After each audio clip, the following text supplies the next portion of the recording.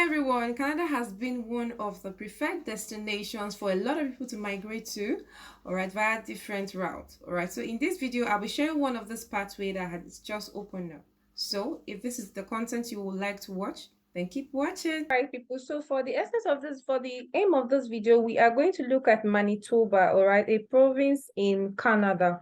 All right. So for Manitoba, they have a lot of, or they have different pathways, all right, for you to move to Manitoba. But for this video, I'm going to share this pathway, skilled worker overseas. Skilled worker overseas, that's the SWO pathway.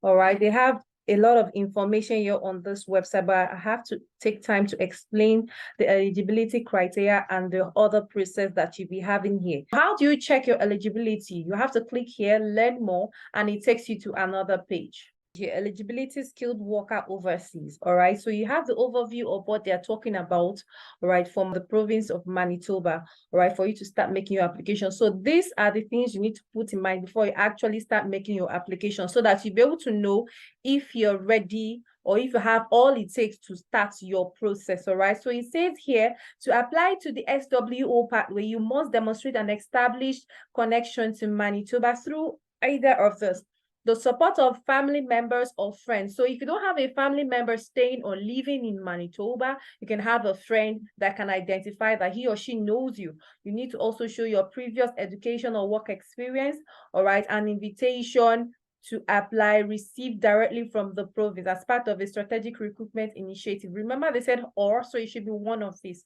All right, it says here again, in addition to your connection to Manitoba, you must score at least 60 points based on 5 factors: language proficiency, age, work experience, education, and adaptability. So it says here to be considered as a close relative, if the person says okay, they are related to you, the person has to be a sister, brother, niece, nephew, aunt, uncle, first cousin, mother, father, grandfather, grandmother.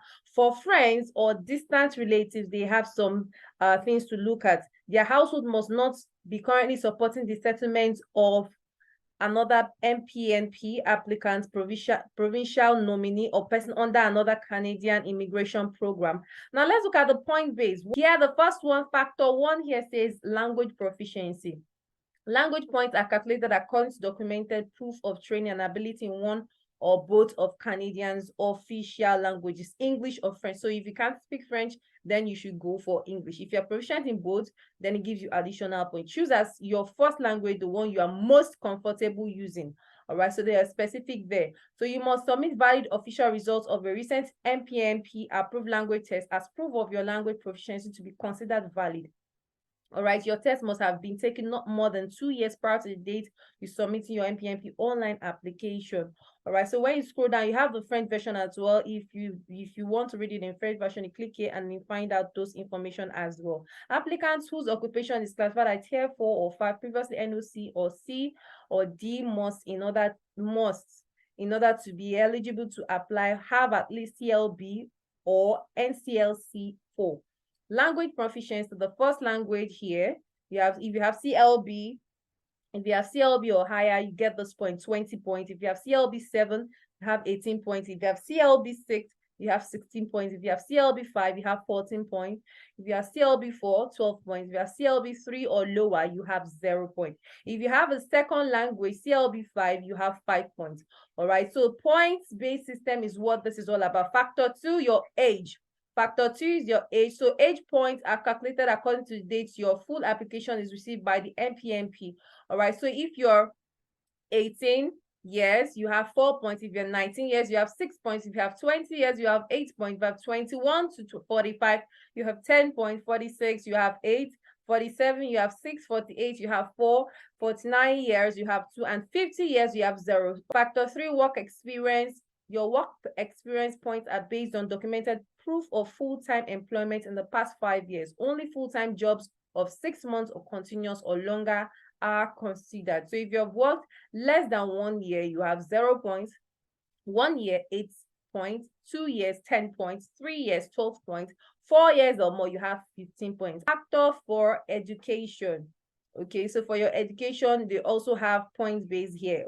Okay, it says for if you have master's degree or doctorate, 25 points. 2 post-secondary programs at least 2 years each, you have 23 points. 1 post-secondary program of 2 years or longer, 20 points. 1 year post-secondary program, 14 points. Trade certificate, 14 points. No formal post-secondary education at all, 0 points. All right, so you put this all to my factor 5, adaptability.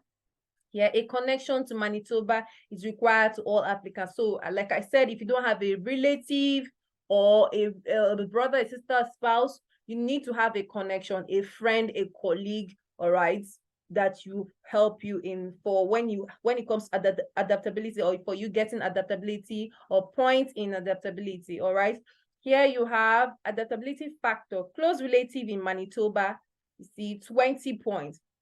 Invitation to apply received from the MPNP as part of a strategic recruitment initiative, 20 points. Previous work experience in Manitoba, at least 6 points, 12 points. Completed post-secondary program of 2 years or more in Manitoba, 12 points. Completed post-secondary program of at least 1 year in Manitoba, 10 points. Friend or distant relative living in Manitoba, 10 points. All right, so if you don't have a close relation that will give you 20 points, you can have a friend, all right, in Manitoba that can actually it gets you 10 points. Who cannot apply for MPNP? So that some people will make some videos and say everybody can apply. Please, it's not everybody that can apply. Please read this part very well. There's some people that cannot apply for this. So please take your time to go through this page before you actually start your application. Putting to mind the points that you must get that needs to be based on 5 factors that I mentioned earlier. Factors that they have said: language proficiency, CLB 8 down to about 3. All right, you have the points there.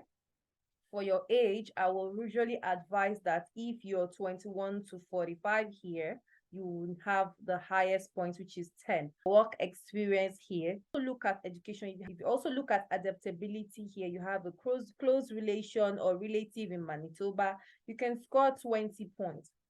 All right, or you have been given an invitation to previously to apply to Manitoba, you have 20 points to add to the point that you have calculated from the previous factors.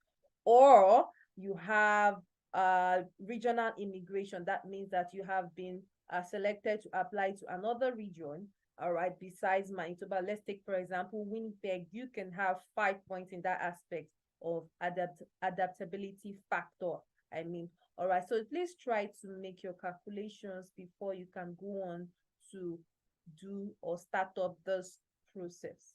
How then you apply after making your calculation or putting down all the points together according to the factors that I just showed you? All right, so you just come to this page from the beginning, you click here, you see here, apply, learn about the process to apply for the skilled worker overseas pathway. So you click on learn more and it takes you to another page. Takes you to this page here. The process applies to pathways under the skilled worker stream here and the international education stream here. The first thing you see there is create an expression of interest, the EOI profile. And after that, if you receive a letter of advice to apply, that's the LAA, you submit a full application to the MPNP. Applications are thoroughly assessed by the MPNP officer.